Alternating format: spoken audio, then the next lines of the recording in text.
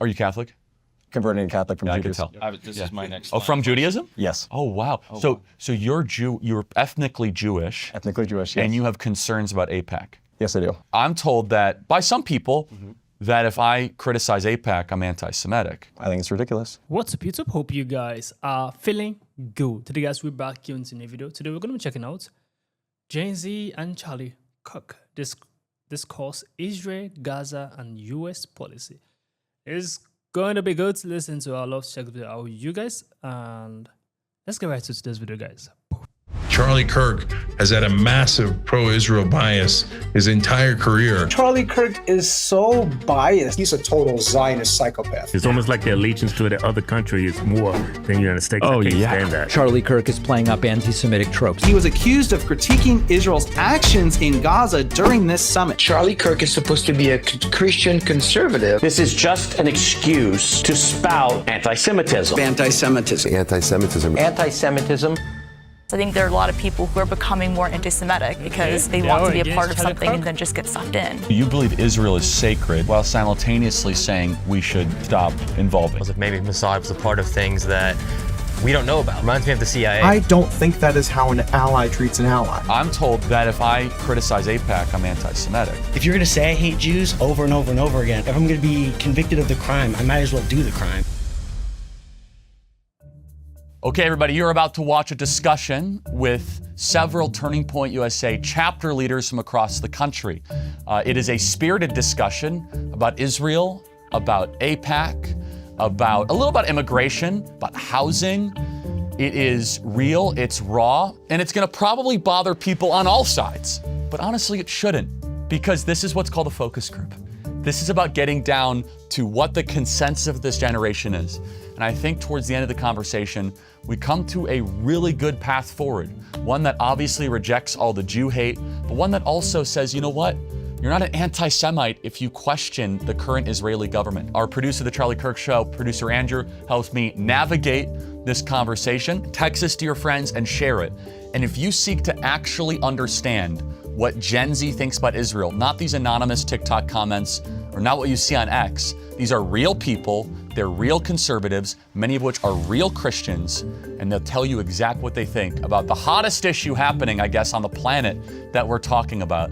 Watch this, learn, and if you get a little fired up, watch to the end, because I think you're gonna love every minute of it. See, we're gonna play a word association test. What's the first word that comes to mind when you hear Israel? Judaism. Aid. Netanyahu. Tax dollars. Liability. Sacred. Tax dollars. Conflict. Complex. Controversial. Scary. Strategic. Mossad. So Mossad, of all the different things that would come to mind, why does their intelligence service come to mind? Reminds me of the CIA.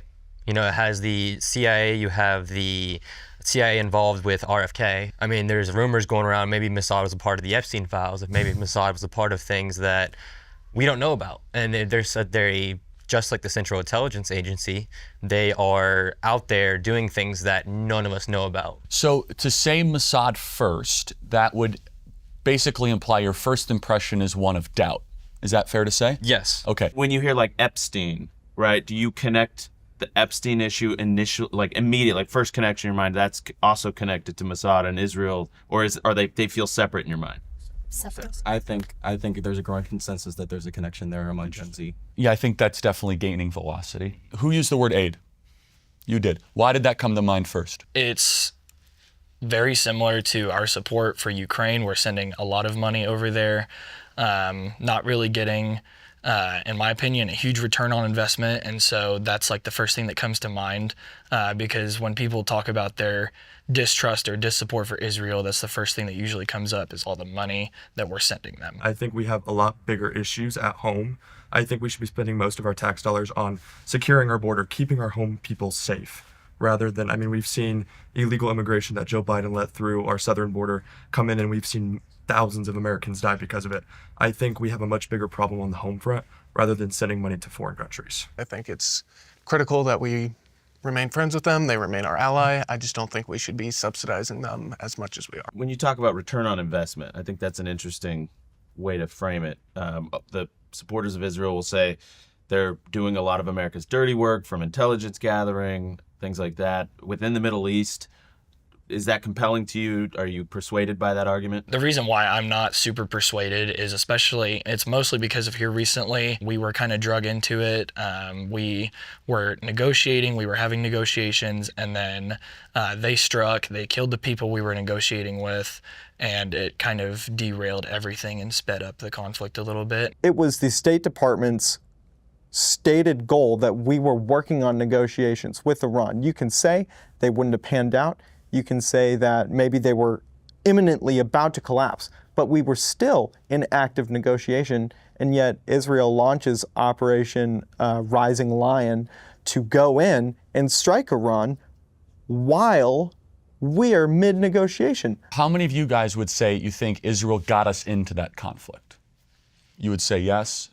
You would not say so much? I think we were willing to join that conflict. I don't think we were pulled in unwantingly as if we were dragged by a leash, in more uncertain terms. I think we have the authority and the say of whether or not we want to be involved in that conflict. And I think we saw the prosperity that we would unleash if we joined the conflict. When you think about Israel's history in the region, and even with Hamas or Iran, these nations have sworn to destroy and annihilate the nation of Israel, right?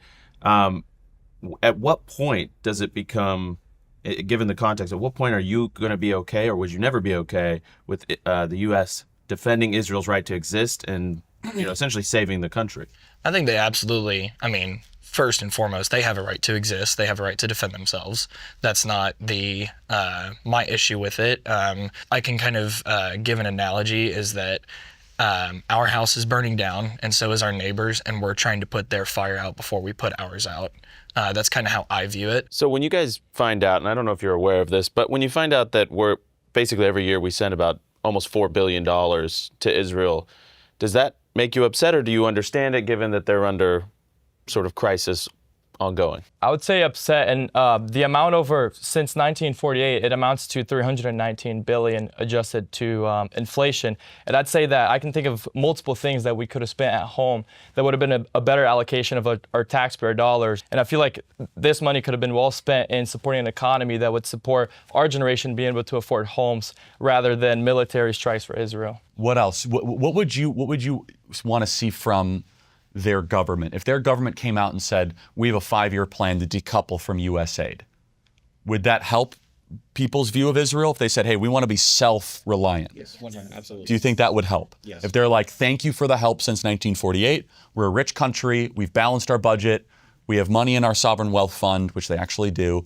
Thank you. We're now going to decouple over the next 5 years and basically transition. Do you think that people would think higher of Israel? At least we stop talking about it so much. Yeah. Would you put that as a primary? Yes.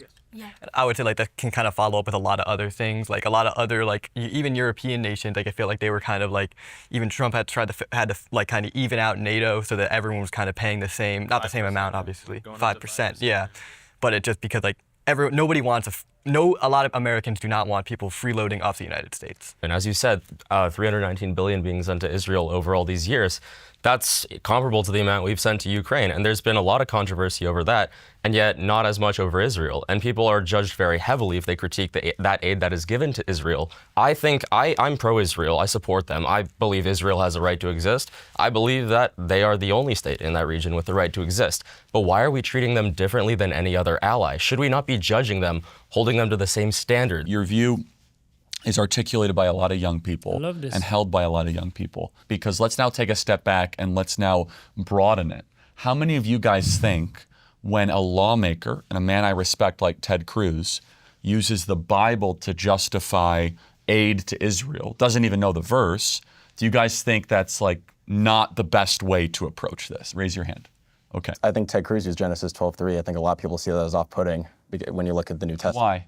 Because I think a lot of people, they look especially at the writings of Paul where he talks about how the new flesh is not the same as the people in the old covenant. The new flesh is everybody, everyone's included. You're talking about Romans 9? Yes, 9:6, yeah.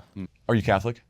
Converting to Catholic from Judaism. I can tell. This is my next slide. Oh, from Judaism? Yes. Oh, wow. So you're you're ethnically Jewish. Ethnically Jewish, yes. And you have concerns about AIPAC. Yes, I do. I'm told that by some people that if I criticize AIPAC, I'm anti-Semitic. I think it's ridiculous, yeah. I feel like it's great to have a concern for your country. Do you think that that AIPAC represents again, I'm not saying I believe this, but I think this is what you're saying, that it represents a kind of cutting in line of prioritization away from the American people. Yes. Would you guys say that's a fair summary? 100%. Meaning that, like, okay, we vote, we're citizens, but a separate group gets higher priority because of whatever reasons. You look like you want to chime in. That the entirety of the idea of a PAC is to represent a group, but the fact that we're allowing a group that doesn't even represent American interests to influence the people who are supposed to be representing us, I have a huge problem with. And that's why I've said this before, and a lot of people don't like when I say it. I actually think there's probably like 20 representatives between Senate and House who I think are actually fully doing the work of the American people and don't have the interests of some group pulling their sway. But when you hear that lots of other countries also are lobbying, do you think, I mean, that you probably don't know the names of those countries, but it's happening. Does that upset you equally, or is AIPAC just get all the press because it's so top of mind? If those other ones are doing the same thing, of course. I do not think that other countries should be telling us how to spend, telling our representatives and people who are here to represent all of us that they should be focusing outside of the United States. America first. Thank you. I find prophecy as policy generally to be theologically problematic. I mean, there's plenty of things that the Bible says that have been done throughout parts of history that certainly a nation state doing today we would see as a bit of a problem. When it comes to sending these, what you said, $300 billion 19, yeah, just with inflation, yeah, to any foreign country, all I can think about is across our own southern border, we have an actual military in the form of the cartel that kill thousands of people, and that's leaving out the hundreds of thousands of Americans that have died to drug overdoses due to drugs that have come across our southern border. And it's insulting that that money goes anywhere else because we have such a huge problem here. Yeah, I want to kind of flip this word association game around just slightly because we haven't done it yet. When I bring up Gaza, Gazans, Hamas, let's just keep Hamas out of it. Gaza and Gaza. What comes to mind? Complicated. Life. Destruction. I'd say differences. Perish. What is the impression that you guys have of what's been happening in Gaza? It doesn't have to be a singular word. I would say like a severe loss of life. I feel like that's always a bad thing, no matter which way you look at it, no matter who's, basically no matter who's dying, it's never really a good thing. And it's you not said good. Perish. So would you say that on social media you see a lot of maybe kids dying or death and destruction? Is that getting fed into your algorithms a lot? Yes, and actually on our school's campus, they'll have these little missing kid posters, and in those posters, they'll read about these kids who have died. They try to have us to have more sympathy for them. And it's like, at the end of the day, as you had mentioned, they are humans. We already have sympathy for them. So on campus, now let's do something we haven't done. Has there been any awareness for the Israeli hostages? Is that? No. I think that's also important to talk about, right? I mean, or the 1,200 plus that were massacred that day. Yeah, nearly 1,300. So that's a factor because I think we need to have a balanced conversation about it. Word association game. One issue you wish we were focused on instead of Israel, what would it be? I've got to say, continue on the border. Border. Deportations. Housing. Families. How many of you guys at least get the impression that Israel matters more than having young people be able to own homes? Raise your hand. It's divide and conquer. We can do a lot of things. This is why there's so many cabinet secretaries. This is why we have a government that can do a lot of things, is because we can focus on foreign stuff and we can also focus on domestic stuff. I personally am pretty all right with a lot of what we have been doing, but I do understand where a lot of Gen Z is coming from with a lot of this because, like I said, we can't buy homes. We can't afford anything. We can't really afford anything, so. Do you guys see Jew hate increasing amongst your generation? I think that there's a lot of collusion between criticism and hate. I think that there is legitimate hate out there, but a lot of criticism is being framed as hatred, or you don't support this because you're criticizing it, and that's like, I think that that's a little inseparable from what the left do you guys does. think it's anti-Semitic to say you don't like Bibi Netanyahu? No. I don't believe so. There is a rise of Jew hate, but it's not the majority mover. I think the majority mover of Gen Z and Gen Z conservatives is exhaustion. Precisely. Would you guys think that's a fair categorization? Yes, for sure. I mean, again, there is like an isolated like weirdo. I hate Jews. We don't like that. No one in decent society wants that. But instead, it's kind of like, can we just, I don't know, make it so I can buy a home, or like deport people? Exactly. Does that resonate with you? Oh yeah. Exactly. You're not anti-Israel. You don't wish them harm. You're not like cheering on Iran. No, I support Israel. I think they're our ally. I want them. But you would be called an anti-Semite by some people for saying this. And I think that's ridiculous. I don't hate Jews because I think a nation should defend themselves. Exactly. Yeah. Like, I think that's the most ridiculous thing ever. I feel like it's becoming like the word racism. Like, we just disagree with them, so we just have to call them a name. I don't think they're actually anti-Semitic. I think people just can't agree with them and they can't prove them wrong, so they just throw a word out and be like, you're anti-Semitic because you think that we should stop sending our money there. Something that I see amongst the people I'm around, I do see more like general disdain towards, I mean, just being honest, Jewish people. That's correct. Just because they're constantly being told that you hate Jews. And it's like, fine. If you're going to say I hate Jews over and over and over again, like, if I'm going to be convicted of the crime, I might as well do the crime. I fear the same thing happens with all the talk of race. The more we talk about it, the more we bring it up, the more racism actually happens. This is like, I try to tell, thank you for saying this. Like, because like, I try to tell these people and they're like, we must get more aggressive. And so like, let me ask a question. If we were to remove, like if people said what Tucker said is anti-Semitic, I don't hold that view. But it's like a lot of people on Twitter are like calling us out and like, whatever. That's not gonna happen. But if we were to cancel Tucker, would anti-Semitism increase or decrease? I think increase, because that means any supporter of Tucker Carlson's statement therefore makes them anti-Semites. Guilt and association, 100%. Exactly. But the binary that's presented is that if you don't passionately talk about it, you are a hater. That's probably destructive for everybody involved. So for me, I'm trying to find this new path, which is, I love Israel. I visited there. My wife and I had the best experiences ever. I saw where Jesus rose from the dead and he walked on water. But also, I'm an American, and I represent a generation that can't afford anything, and that we are like flooded with illegals, and no one speaks English, and our hospitals are clogged. I think we need to have the prudence to reject the Jew hate. Like, okay, we're not going to put up with that. That's dumb.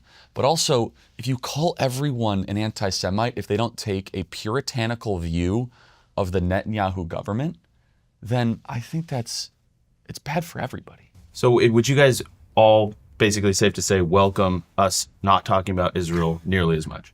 Yes. 100%. Every day. A cope that is often found in broken institutions. And I found this now over 13 years. It's a great truism. You guys can learn it for the rest of your life. Anybody that tells you we have a messaging problem, you should go a step deeper and ask another question. Being like, what, are you actually doing something wrong, or are you bad at messaging it? Because people that are doing bad stuff will sometimes be like, well, we're just not presenting it correctly. Sometimes that's true, or sometimes there actually might be something beneath the surface that you're not doing well. So do you guys think that it's a messaging problem, or that it's an actual material concept problem? It's a values and priorities problem. Yeah, it's definitely a messaging problem. These politicians, they don't need to be car salesmen. You know, we need the truth, we need the direct truth, and nothing but the truth. But these politicians, they're not truthful. You know, they're digging Gen Z down in the dirt. Who represents you best outside of Trump? Well, thank you. That's great. I don't do that just for the sake of it either. I mean, you're here involving us for a reason, because we are the important group. We're going to inherit all of these issues. So no, again, the reason I'm doing this is that the reason we're doing this focus group, and Andrew will attest, I've been trying to tell them that there is an earthquake coming on this issue and in the country, and they don't believe me. So I'm like, why don't you just hear it from people themselves? If we don't get young conservatives in, we're going to end up losing to the Democratic Party, because they're starting to get the younger generation involved within their representation. And it's just, if we don't start getting these young people from our generation or the next generation above us into Congress, then we're going to start losing. When this debate pops up on your social media feed or on campus, what is the most persuasive pro-Israel point that you have seen or heard? Talk about more about how they help us with intelligence. especially with this new conflict with Iran. If you want to use that, say like, hey, Israel's very helpful in us deflecting with Iran and giving us influence over them because we can have more intelligence. Do you find it persuasive when the Israeli Tourism Board is bragging about how many gay pride parades they have in Tel Aviv? No. Does that make you more pro-Israel? No. So what else is persuasive for you? I would try to educate about Islamic terrorism. I think that's major, especially with the fact that we lived through 9/11.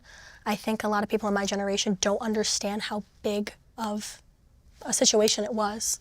We know nothing about it, for the most part. I think maybe one other point maybe is about the Holy Land as well. You could make a point going to the Holy Land, filming it doesn't say Israel's a better protector of the Holy Land than if there was a Palestinian. It's the argument I make more than anything else. I was going to follow up on that. That's my biggest argument. Keep going. When the United States is like a mostly Christian country, not all Christian obviously, but a mostly Christian country, a lot of people can sympathize that that is the Holy Land, that is where Jesus Christ lived and was crucified. And rose from the dead, yes sir. Islamic terrorism that's a better messaging because it connects Israel, it's a threat to Israel and the United States together at the same time. So it brings it home to people. One of the conversations we've had is that this Holy Land thing, there is a hunger for the Holy Land, for the old things. It's the key. Yeah, the old things, the ancient things. I think so much of modern life feels very transient and new. And also just the stability of it for being there for 2,000 years.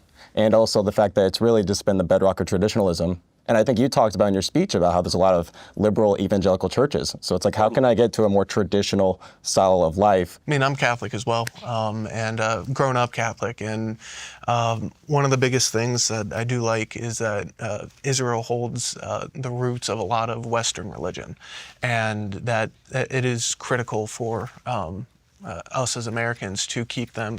So this is very important, and we're going to have to close here, is that American evangelicals tend to be very pro-Israel. Younger Catholics tend to not be. But what you're both doing, soon to be Catholic, current Catholic, you're saying that, hey, if you talked more about the Holy Land, the place, the environment, the reality, the artifacts, right, the discoveries, where Christ our Lord bled in the Catholic Church, the Via Dolorosa is a big deal, right? It's huge. The Stations of the Cross. Catholicism is a very tactile religion. You'd think that actually is more persuasive than any theological argument being like, this Holy Land must be protected so that we can access, that we can worship, that we can prove, and we don't want a bunch of Muslims taking this place over like they did with Bethlehem. Do you think that is a winning argument for evangelicals, for Christians, more so than gay pride parades in Haifa? Absolutely. Yeah, 100%. Thank you guys for your time. Okay, this was very, very beautiful to watch. I love the entire discussion. This was a very mature discussion. I support Israel. Supporting Israel is not a bad thing. Israel is actually defending their land. You understand? Irrespective of how people criticize, say bad things about Israel, any other country will do the same thing. Like, it's obvious. Any other country will do the same thing. And people being angry with US supporting Israel, I don't know why that. Israel and US relationship have been for a long time ago. It's not like a now thing. And US funding Israel is not a bad thing. You understand? But some taxpayer feel like such money should be given to also be used in the country. Should be used for other infrastructures, also helping other aspects in America instead of giving to Israel. But at the same time, it is very, very good for such for US to have such alliance with Israel, because both of them, they have history together. You understand? So it's not a bad thing for US supporting Israel during this period of time that Israel is having war with Hamas. I won't say with Palestine, because Israel is not having war with Palestine. They're having war with Hamas, which is a terrorist group. It's very, very important that US is showing support. Truthfully, US is actually showing support, and I actually respect and acknowledge that. But at the same time, I know there's not everyone that will really agree with me. People insult me and see different hurtful words towards me. It's just that, imagine Ukraine, for instance, this Ukraine and Russian war, when the border crisis too, and when they're having some conflicts. You get. Ukraine are defending the land. Irrespective of what Russia have done, Ukraine is actually defending the land. Any country who feel threats from another group or another people, they tend to stand and defend their land. It's something that have happened in history. And Israel is not the first country to actually defend the land. October, is this 7th? I think so, 2023. October, I think it's around October 7th, when a lot of Hamas killed a lot of Jewish people during the festival. It's actually instigated something in Israel. Because Israel have always been losing themselves. A lot of Jewish people have always been dying during the Holocaust. Now again, 1,200 Jewish people died. Jewish people are actually reducing in numbers. And now Hamas tend to reduce the number way more. You understand? It's like a threat. And Israel have to eliminate that threat. Do you understand? So people should not blame them or criticize Israel or criticize people who support Israel. Irrespective of the name that they call or whatever they say, that people are just looking for a name to call other people who are supporting Israel. If people hate me, people discriminate, people say hurtful words towards me, that is their own business. I support Israel full chest. What is happening in Israel and Palestine, that a lot of Palestinians are dying, is the same thing that a lot of Israel are also dying. You understand? I do not support death or war, but the only solution to this Israel and Palestine, it's only one way. One state solution. Them both Palestine and Israel to come together and sign an agreement to live in harmony. That is the only solution to this. So this was actually a beautiful discussion. I love how Charlie answered. I love how all the students came in harmony and answered beautifully without any bias and truthfully. In students about truth, it's always stand out. I always say that. This is a beautiful video to watch. I really commend Charlie on this one. It's a very meaningful conversation and very thoughtful one. Comment down below what you think about this video. Give us a thumbs up. Share this video to as many as you can. Subscribe to our channel, guys. I will see you guys in the next video. Make sure you stay safe.